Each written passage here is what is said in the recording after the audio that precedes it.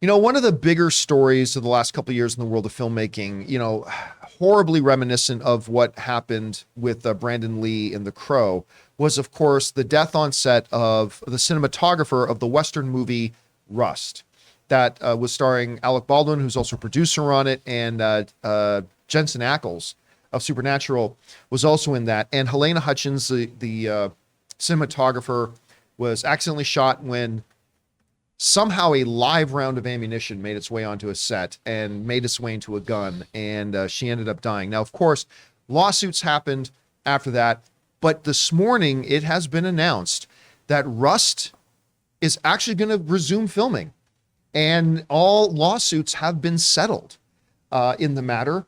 And I got to tell you, I'm really surprised. I'll talk about my surprise here in a second, but the folks over at IndieWire wrote this. We have reached a settlement subject to court approval. This is Helena's husband speaking. We have reached a settlement subject to court approval for our wrongful death case against the producers of Rust, including Alec Baldwin and the Rust movie productions. As a part of that settlement, our case will now be dismissed. Hutchins said in a statement via Deadline, the filming of Rust, which I will now executive produce, will resume with all the original principal players on board in January 2023. Hutchins added this: I have no interest in engaging recriminations or attributions of blame to Mr. Baldwin or the producers. All of us believe that Helena's death was a terrible accident. I am grateful that the producers and the entertainment community have come together to pay tribute to Helena's final work. And then the director of the film went on to say that he simply wouldn't do the rest of the movie if they didn't have the blessing of the family. So a couple of key takeaways, but then one big thing for me. Key takeaway number one, the husband's saying, listen, I don't blame the producers. I don't blame Alec Baldwin. We all acknowledge this was a terrible accident. And I think that's probably very healing for him. It's probably very healing for everybody else involved, blah, blah, blah, blah, blah. So, I mean, that's great. I really respect that the director said we wouldn't continue on with this production without the permission and the blessings of the family. I thought that was really key. I think it's really interesting that they have brought on the widower as now an executive producer on the movie itself. So they'll have some influence over the rest of the film, which is now his late wife's lasting legacy as her final project. I will say this though, while all of that is great, and it is great, I don't mean that sarcastically, that is all wonderful stuff. And it's about as good of a conclusion as you could probably hope could come out of this. I don't think I continue making this movie. I mean, in all honesty, who's going to watch this movie? I know I won't. And not out of principle. I'm not saying, no, I refuse to watch. No, it's just that I don't think I could bring myself to watch it. Like, I feel very awkwardly about it. I think there's going to be a lot of people that feel very awkwardly about the film. Now, again, at the same time, maybe the studio didn't want to do it. Like, if you're the studio and you think, yeah, we're just going to cut our losses and we're not going to finish this movie. But if the husband says, hey man, my wife died making this movie, you're going to finish it. Well, what are you going to do? Say no? But again, I'm making that up, by the way. I'm totally making that. I'm pulling that out of my ass. I'm just making up hypothetical situations here. It does seem odd to me that they're going to continue making the movie, but then again, maybe that was a point of view. Maybe one of the points of view was, you know what? Helena died doing the career she loved. She died making this movie. We are going to finish this. I mean, and you know what? More power to them if that's the thing. I just feel weird about it. But I don't know. Chris, you hear about this outcome. It sounds like they were all on the same page together. It sounds like there's been some healing that's happening. That's the most important thing. What do you think about this report and the fact that they're going to continue on and finish this movie? I mean, I'm glad they all have come to a conclusion that works all for them. And it sounds like they also were really thinking about Helena's son while they were doing all of this and trying to make sure that, this sets up his future properly and that he has a legacy that is, honoring his mother.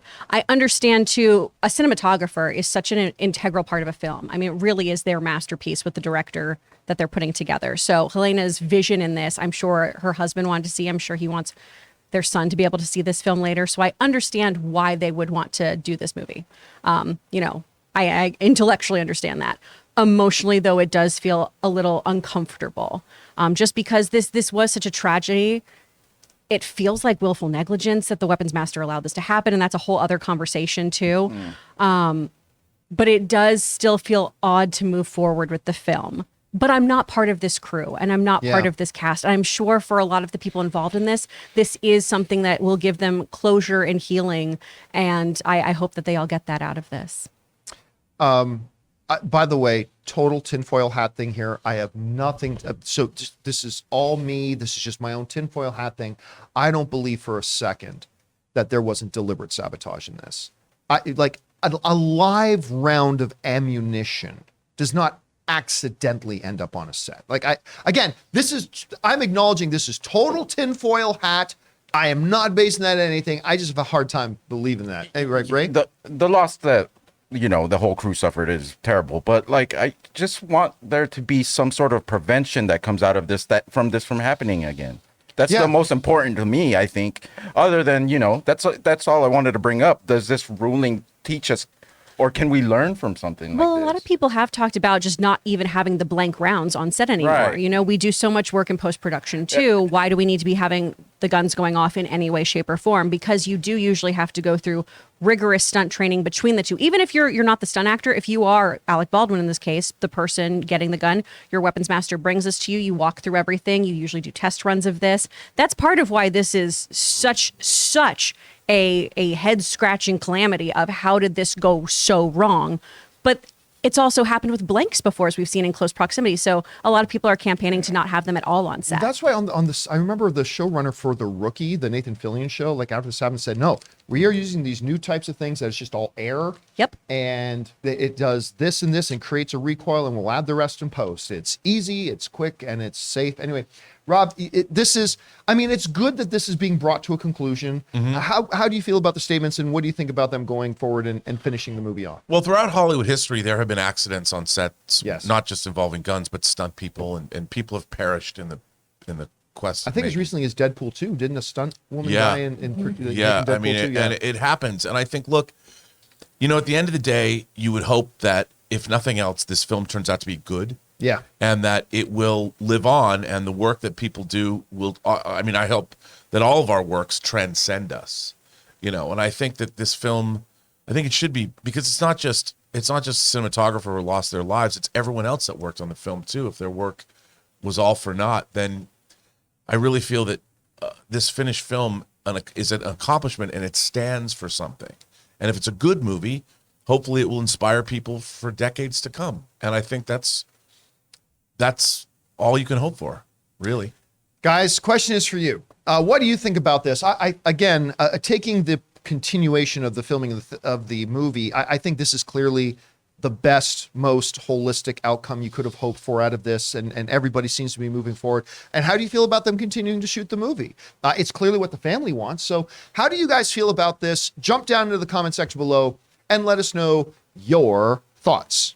Guys, we want to take a second to thank the sponsor of this video, MeUndies. Now, guys, I admit for all my life, I have been a low-quality underwear wearing kind of guy. I always just got the cheapest pack of underwear I could find because I never really thought about it. Well, that all changed when I started wearing MeUndies. They are simply the softest and most comfortable underwear I have ever owned, and I will never go back. And guys, spooky season is here, and so is the latest Halloween collection by MeUndies. Warning though, it's scary soft. MeUndies is back with a new limited edition prints like Jack Attack, No Body Like You, and Spell It Out. So go on and grab undies, socks, bralettes, and more made from their feels like you have nothing on micromodal fabric. And if you need a last-minute costume, be lazy and transform into a spooky skeleton with their loungewear set, Lazy Bones. Guys, the scary soft hype is real. If you're not impressed with MeUndies, your first pair is on us. That's a promise. To get 20% off your first order and free standard shipping on US orders,